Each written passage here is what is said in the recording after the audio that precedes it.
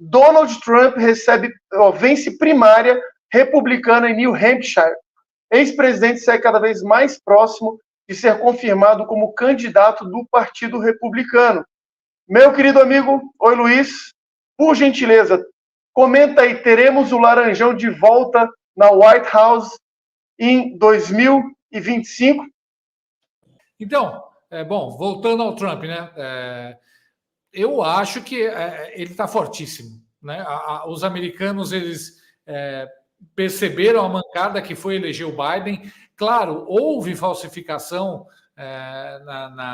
nas votações nos Estados Unidos, a gente sabe disso, que houve fraude eleitoral, mas sim, houve muita gente que votou realmente no Biden, né? A gente se lembra que o Trump, ele concorreu em 2020 no auge da pandemia, né? Foi o ano em que surgiu a pandemia, e aí veio o auge da pandemia, as pessoas estavam irritadas, frustradas com o governo Trump, porque também não sabiam nada, não sabiam como lidar. Como a gente sabe, né? As eleições aqui foram em 2022 e as pessoas já tinham aprendido bem mais sobre o que tinha acontecido na pandemia, sobre como a conduta do Bolsonaro foi a melhor possível durante a pandemia, etc.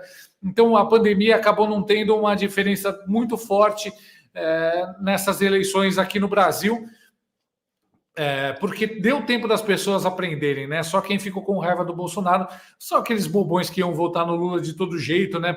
E que ficaram irritados com algumas declarações do Bolsonaro, que também foram editadas para parecerem mais ofensivas, né? Só que lá, no caso dos Estados Unidos, o Trump ele teve que enfrentar, sim, a pior fase da pandemia e a culpa sobre o caos que se instalou caiu toda na cabeça dele, né? A mídia não perdeu tempo, a mídia financiada pela China também não perdeu tempo, a China estava muito irritada, né? Porque o Trump não dava mole para a China comercialmente, o Trump atraiu o Putin para perto dele, né? Naquela época, o Putin não era um aliado da China, ele estava muito mais próximo dos Estados Unidos, e a China ela mexeu muito provavelmente esses pauzinhos para tirar o Trump da jogada e deu certo. Só que o Biden foi a pior solução possível, né? E os Estados Unidos eles entenderam o que é ter um presidente fraco e senil no poder. Na verdade, não só os Estados Unidos, o mundo aprendeu o que é ter um presidente fraco, né? A gente viu o Talibã voltar no Afeganistão, a gente viu a Rússia invadir a Ucrânia, a gente viu o Hamas cantar de galo em Israel, a gente viu o BRICS se tornar um amontoado de países terroristas, né, ligados ao terrorismo, o Irã cantar de galo também. Então, os americanos eles são um pouco mais espertos, eles começaram a perceber a diferença que faz o fator Trump, né? Tanto é que ele está sendo uma unanimidade até nas prévias, né? Na verdade, quase todo mundo já desistiu, né? Só sobrou aquela moça lá. Até o Ron DeSantis desistiu da candidatura dele e prometeu apoiar o Trump. Então, o que a gente está vendo é toda a direita, e não só a direita, né? Todos aqueles que não são de esquerda radical, não são de esquerda, meio que se juntando em torno do Trump para tentar se livrar dessa desgraça que é o Biden, que além de estar sendo péssimo, ele está sendo também muito impopular, né? Eu acho que isso já deve ter acendido o alerta vermelho lá entre os democratas, e eu não duvido, né, que eles retirem a candidatura do Biden e coloquem, por exemplo, a Michelle Obama, que tem se falado, né, no local, né? Eles devem estar tentando, na bacia das almas, pensar em alguma candidatura que possa ser mais forte ou ter um pouco de mais chances frente ao Trump do que o Biden. Rafael Sanzio, tá contigo. Vamos.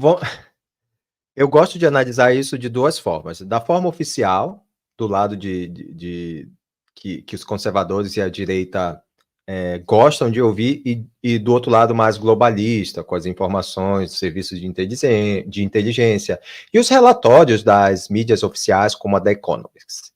É certo que o Trump vai voltar a ser presidente do Brasil, porque todas as revistas aí que, vamos dizer, que fazem um relatório do que vai acontecer no próximo ano, tanto que é da The Economist, deixa eu até mostrar aqui para vocês, ela publicou as previsões dos próximos anos, né? O Trump, e depois dessa veio outra revista da The Economist, dizendo que é iminente a volta do Donald Trump à Casa Branca.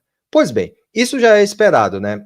O que eu observo, de verdade, é esse jogo dialético, essa dualidade mundial que, na verdade, não passa de, para mim, Rafael, e eu tenho base para falar sobre isso, base de muitos outros, é que isso não passa de mais do mesmo, assim. Obviamente, se fosse para escolher entre eu viver em uma ditadura onde o transexual pode ter todos os direitos com as doenças mentais que ele tem e que os sem terras podem invadir a terra, no Brasil ou nos Estados Unidos, aquelas políticas lá de Hollywood e da Califórnia sendo aplicadas, se eu vivesse lá, eu preferia viver debaixo da ditadura do Donald Trump, que no final de tudo eu penso que é a melhor opção para os Estados Unidos.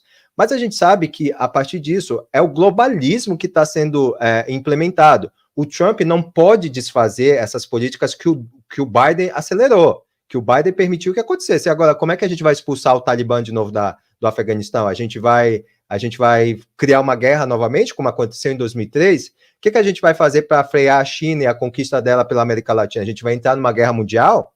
Esse é o ponto que eu quero que muitas pessoas entendam, que não vai ser fácil que o mundo volte a ser durante o Trump, durante aqueles anos, antes da pandemia aí que a gente viu, não vai voltar. Isso aí já está ladeira abaixo ou ladeira acima, como vocês quiserem, e aí é difícil que a gente veja o Trump como uma solução. Ele pode frear, amenizar situações, mas a partir de outras situações que já foram implementadas.